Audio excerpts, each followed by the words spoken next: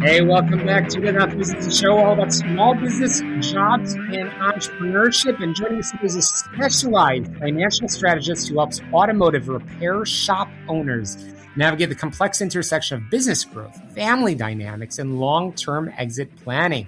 I'm joined by Matt DiFrancesco, the principal and financial technician for automotive repair professionals at High Lift Financial. He's also the host of the popular Your Business, Your Life podcast, where he focuses on helping entrepreneurs design a business that supports their life rather than consumes it. Matt understands the unique grit and operational challenges of the independent auto repair sector. He's here to share his blueprints for structuring sustainable family business wealth. Welcome to the show, Matt. Hey, thanks, Shalom. I'm glad to be here. Thanks for having me.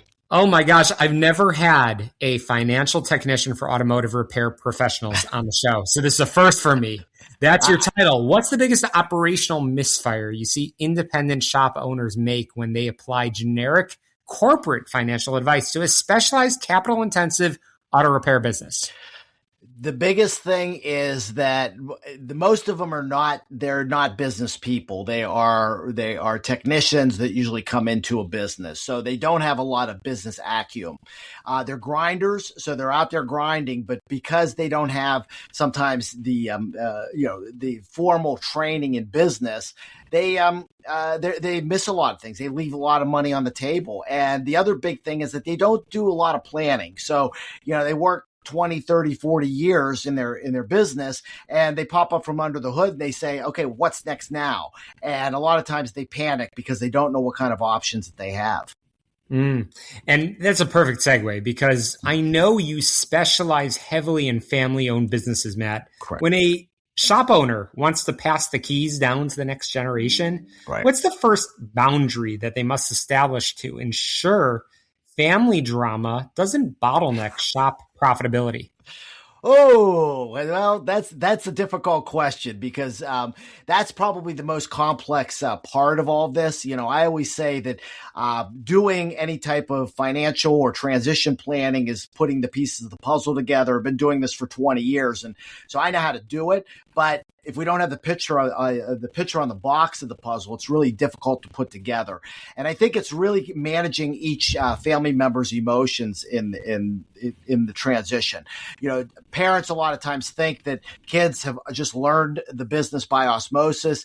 Kids feel like they've been left out. And so kind of managing that family dynamic can be actually a very difficult obstacle to overcome. And so I really kind of have to manage the expectations between both the parents and the kids, with always keeping the whole family in mind, as that we want the result, to create generational wealth and for everybody in the family to benefit. And I mentioned this in the show intro. Your podcast is titled Your Business, Your Life. Correct. Why do so many high-performing shop owners fall into the trap of letting their business consume their life?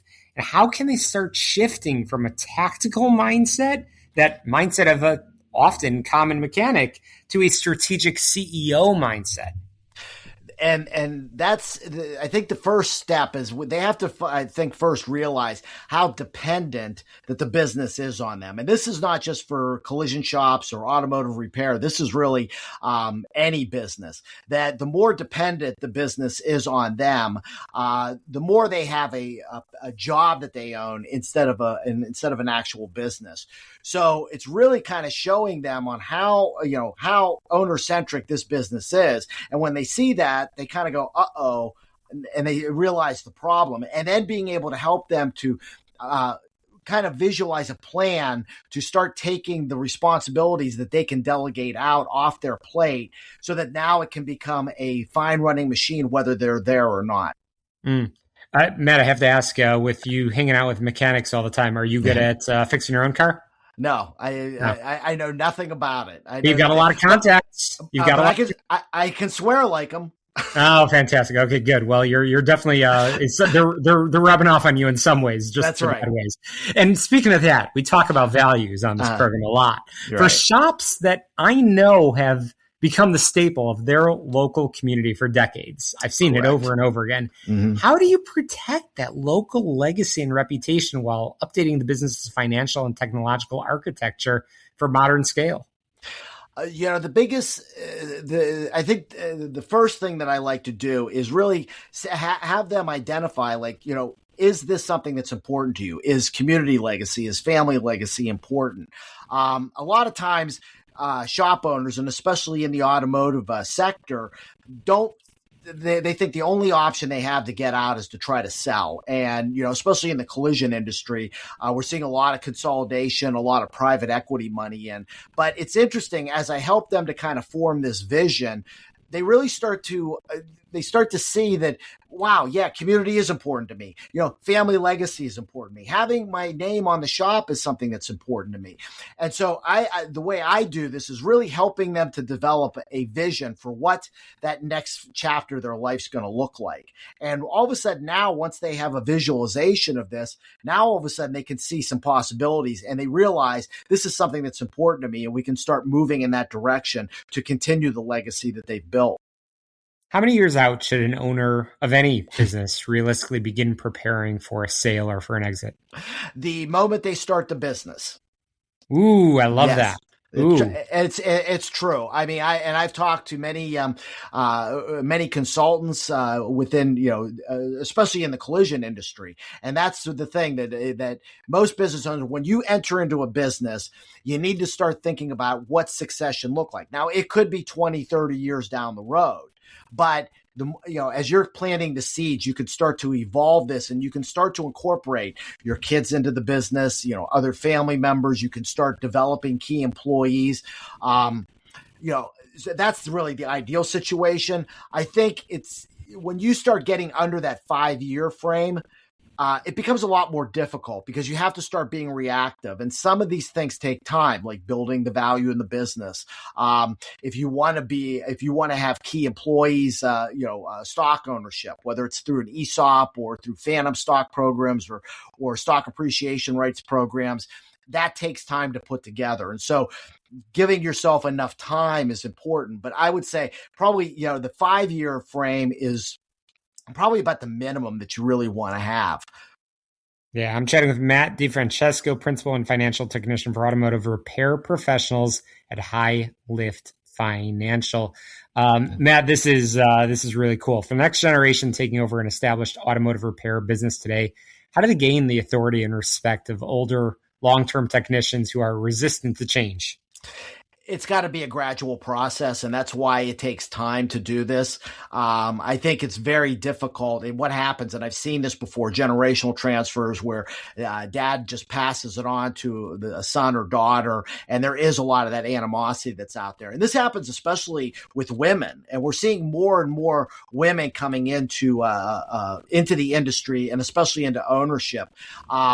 But a lot of times, some of the old timers, they don't view them as really knowing the business. And so I think the best way for a parent, if they're going to transition to a child, is to gradually bring them in. So have them working in the shop, have them doing the basic jobs, and then kind of growing in, working in the different positions so that they understand what a tech does, what a painter does, what does a detailer do, and then slowly start to give them more and more responsibility. And that's why it's important to have a longer time frame, because these things do take time. And certainly in the auto repair space, there's a lot of expensive diagnostic equipment and all that. How do you advise a shop owner or any business owner to balance high day-to-day overhead costs with the long-term necessity of building personal wealth outside of the business walls? Well, I mean, the technology is a necessity these days. I mean, we're driving computers on wheels is really what it comes down to. And so they have to make the investment if they're going to keep up with the industry. But it's also important that they're putting money away too.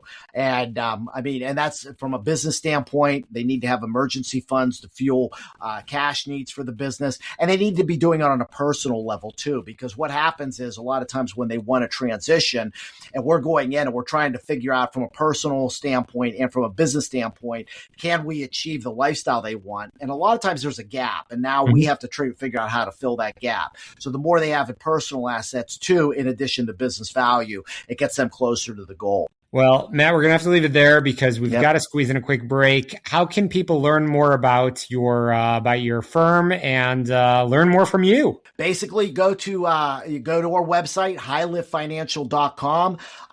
There, if you're a shop owner or any really business owner, I work with multiple ones. It's just my niche is kind of within the automotive industry.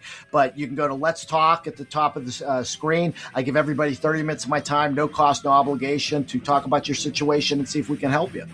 Fantastic. And I know you've got a podcast as well. We'll link in the show notes. And I'm very, very grateful for your time, for your expertise. We're going to squeeze in some headlines, commercials, quick break here on the show all about small business, jobs, and entrepreneurship. We'll be right back.